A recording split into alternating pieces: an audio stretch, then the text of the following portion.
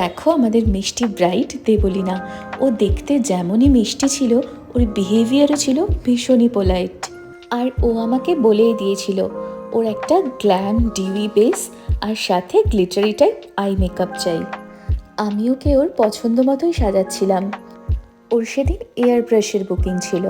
ওর স্কিনটা খুবই ভালো ছিল, খুবই মেনটেন থাকায় তোমরা দেখতেই পাচ্ছ কতটা ফ্ললেস বেস হয়েছে ওর। তো আমি আমার আপকামিং ব্রাইডসদের উদ্দেশ্যে একটাই কথা বলতে চাই, তোমরা খুব ভালো করে তোমাদের ইনার হেলথটাকে স্ট্রং করবে আর সাথে খুব ভালো করে স্কিন কেয়ার করবে, তাহলে দেখবে মেকআপটাও অসাধারণ হবে।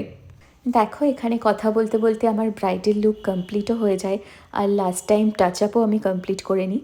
তো এবার ব্রাইডের মুখে শুনে নেব তার কেমন লাগলো আমার কাছে সেজে। তো তোমরাও শুনে নাও। তো দেবলিনার কাছে জানবো আমার কাছে সেজে কেমন লাগলো।